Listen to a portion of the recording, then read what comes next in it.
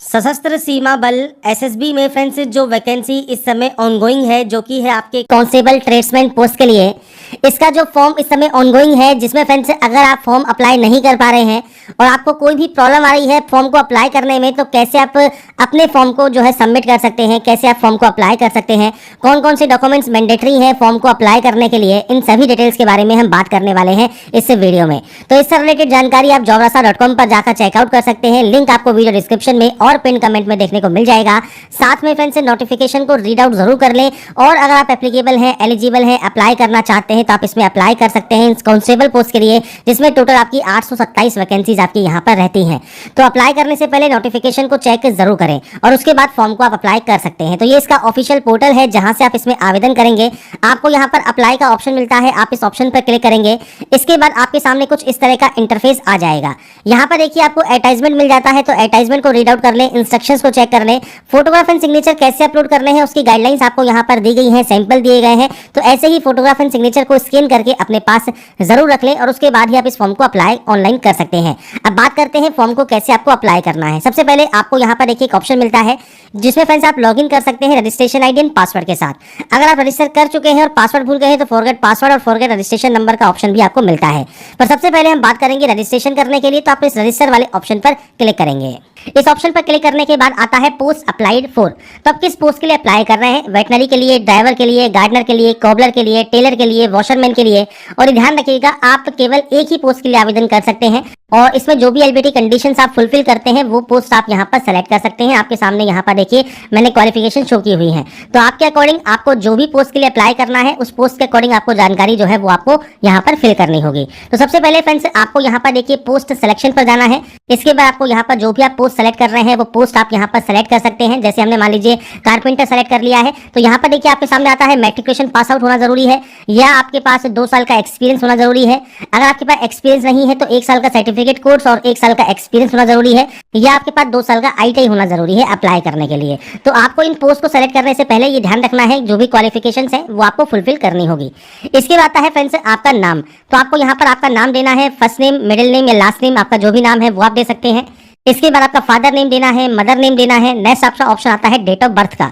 तो आपको यहाँ पर आपकी जो भी डेट ऑफ बर्थ है, डेट, मंथ एंड ईयर, वो आप यहाँ से सेलेक्ट कर सकते हैं।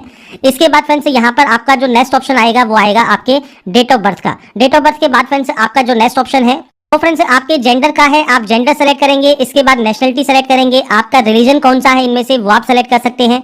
मैरिटल स्टेटस क्या है वो आपको यहाँ पर सेलेक्ट करना होगा। और उसके बाद है कैटेगरी, जनरल कैटेगरी है, ईडब्ल्यूएस कैटेगरी है, ओबीसी कैटेगरी है, एससी या एसटी कैटेगरी है। आप अपने अकॉर्डिंग जो भी आपकी कैटेगरी है वो आप यहाँ पर सेलेक्ट कर सकते हैं।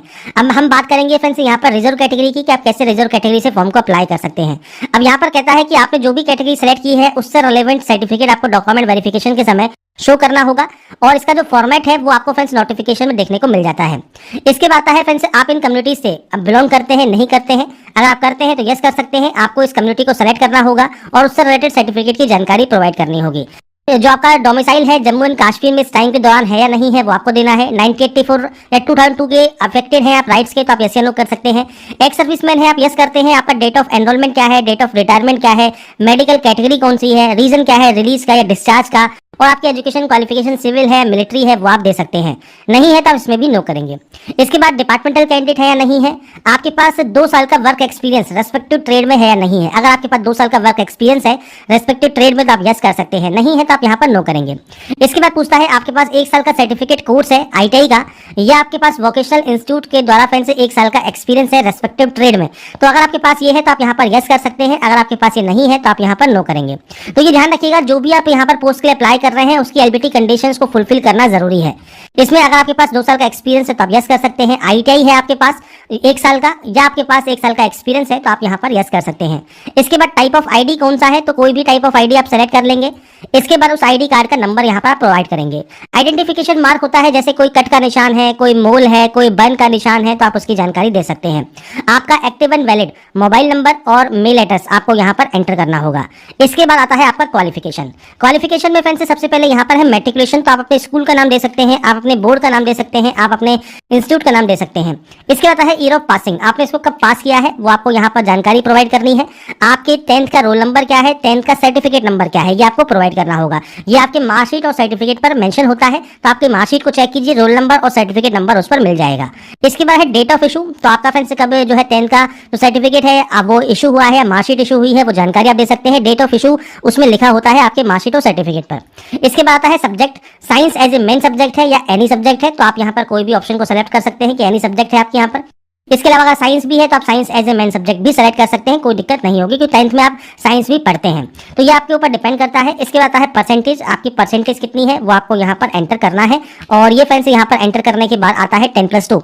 अगर आप 10+2 पास आउट है तो 10+2 की जानकारी प्रोवाइड कीजिए, डिप्लोमा है तो आप डिप्लोमा की जानकारी प्रोवाइड कीजिए, डिग्री है तो डिग्री की जानकारी प्रोवाइड कीजिए, पोस्ट ग्रेजुएशन है तो पोस्ट ग्रेजुएशन की जानकारी आप प्रोवाइड कर सकते हैं। अब जैसे मान लीजिए डिप्लोमा की आप एंट्री करते हैं तो आपका जो है इंस्टीट्यूट का नाम आप यहाँ पर दे सकते हैं, बोर्ड का नाम दे सकते हैं, आपका ईयर ऑफ पासिंग क्या है, रोल नंबर क्या है, सर्टिफिकेट नंबर क्या है, डेट ऑफ इशू क्या है, सब्जेक्ट कौन सी है और परसेंटेज आपकी कितनी है वो आपको जानकारी प्रोवाइड करनी है। तो आपके पास जो जो क्वालिफिकेशंस हैं उन सबकी आप यहाँ पर एंट्री करेंगे और उसके बाद नेक्स्ट स्टेप पर क्लिक आप कर सकते हैं। इसके बाद फ्रेंड्स यहाँ पर देखिए नेक्स्ट ऑप्शन है आपके परमानेंट एड्रेस का। तो यहाँ पर फ्रेंड्स आपको आपका जो एड्रेस है वो आपको देना है, आपका विलेज या टाउन कौन सा है, पोस्ट ऑफिस कौन सा लगता है, तहसील कौन सी है, पुलिस स्टेशन कौन सा आपका लगता है, इसके अलावा कौन सा स्टेट आपका है, डिस्ट्रिक्ट कौन सा है, ये बेसिक जानकारी आप एंटर करेंगे। आपका पिन कोड क्या है ये आप दे सकते हैं। परमानेंट और कॉरेस्पॉन्डेंस एड्रेस अलग अलग है तो आप अलग अलग एंट्री कीजिएगा, अगर ये सेम है तो आप यस पर क्लिक करेंगे, कॉपी हो जाएगा। इसके अलावा आपके पास है डिक्लेरेशन ऑफ क्रिमिनल केस, तो आपके खिलाफ कोई भी केस वगैरह है या नहीं है वो जानकारी आप यहाँ पर प्रोवाइड करेंगे। इसके बाद फ्रेंड्स यहाँ पर देखिए जो नेक्स्ट ऑप्शन आता है वो आता है क्रिएट पासवर्ड का। तो आपको यहाँ पर देखिए पासवर्ड क्रिएट करना है 6 कैरेक्टर का। तब कैसा भी पासवर्ड यहाँ पर क्रिएट कर सकते हैं, बस ध्यान रखिएगा वो 6 कैरेक्टर का जो पासवर्ड है वो आप यहाँ पर जनरेट करेंगे। तो आप चाहे तो न्यूमेरिकल वैल्यू में से क्रिएट कर सकते हैं या अल्फाबेट्स में क्रिएट कर सकते हैं, 6 डिजिट का ही आपका यहाँ पर जो है पासवर्ड क्रिएट होगा। इसके बाद आपसे कहता है आप डिक्लेयर करेंगे कि आपने केवल इसी पोस्ट पे अप्लाई किया है और उसके बाद यहाँ पर भी डिक्लेयर करेंगे। और ये करने के बाद आपको सिंपली प्रोसीड वाले ऑप्शन पर क्लिक करना है। इसके बाद फ्रेंड्स यहाँ पर नेक्स्ट ऑप्शन आता है आपके प्रीव्यू का। तो अगर आपको यहाँ पर लगता है कोई भी गलती आपसे हो गई है तो आप एडिट डिटेल्स कर सकते हैं। अगर आपको लगता है कोई भी गलती नहीं है तो आप सिंपली यहाँ से डिक्लेयर करेंगे, इस कैप्चा कोड को फिल करेंगे और यहाँ पर सबमिट एप्लीकेशन का एक ऑप्शन है, आप यहाँ से फॉर्म को जो है सबमिट कर देंगे। इसके बाद फ्रेंड्स यहाँ पर आपको यहाँ पर देखिए सिग्नेचर एंड फोटो आपको अपलोड करना है। फोटोग्राफ का फ्रेंड्स आपको यहाँ पर स्पेसिफिकेशन दिया गया है। आपको फ्रेंड्स फोटो ध्यान रखना है 6 महीने ज्यादा पुरानी आपकी नहीं होनी चाहिए। ऐसे ही आपको सिग्नेचर अपलोड करना है व्हाइट पेपर पर ब्लैक या ब्लू पेन से। आपको ब्राउज पर क्लिक करना है, फाइल को सेलेक्ट करना है और यहाँ पर अपलोड कर देना है।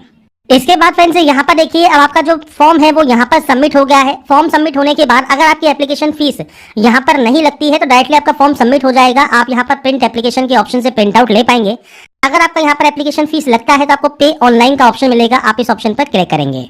इसके बाद फ्रेंड्स आप आ जाएंगे SBI के ऑफिशियल पोर्टल पर जहां से आपको अपना पेमेंट कंप्लीट करना है। आप चाहे तो कार्ड यूज कर सकते हैं, आप चाहे तो नेट बैंकिंग यूज कर सकते हैं, आप चाहे तो UPI यूज कर सकते हैं। UPI QR को सेलेक्ट कीजिए, पे नाउ पर क्लिक कीजिए और उसके बाद फ्रेंड्स जो ये QR कोड है आप इसे स्कैन करके आपका जो पेमेंट है वो आप कंप्लीट कर लेंगे। और पेमेंट कंप्लीट होने के बाद आपका जो फॉर्म है वो फाइनल सबमिट हो जाएगा और अपना एप्लीकेशन फॉर्म का जो फ्रेंड्स प्रिंट आउट है वो आप सेव या डाउनलोड करके अपने पास रख पाएंगे। तो यहाँ पर फ्रेंड्स आपकी देखिए जो प्रोसेस है SSB कांस्टेबल फॉर्म फिलअप 2026 की वो फ्रेंड्स आपकी यहाँ पर कंप्लीट हो जाती है। मैंने आपको सारी जानकारी यहाँ पर प्रोवाइड कर दी है कैसे आपको इस फॉर्म को अप्लाई करना है ऑनलाइन। और इससे रिलेटेड जानकारी एक बार आप SSB की ऑफिशियल वेबसाइट पर जाकर चेकआउट जरूर करें, साथ में इसका ऑफिशियल नोटिफिकेशन भी रीड आउट कर लें। और डिटेल्स आप वीडियो डिस्क्रिप्शन में या पिन कमेंट में जाकर भी चेकआउट कर सकते हैं, jobrasa.com का लिंक आपको मिल जाएगा। तो अगर आपको हमारा ये वीडियो या अपडेट पसंद आया है तो लाइक सब्सक्राइब से जरूर कीजिएगा। बाकी की जानकारी के लिए ऐसे ही बने रहिए हमारे साथ, देखते रहिए हमारा YouTube channel. Thanks for watching.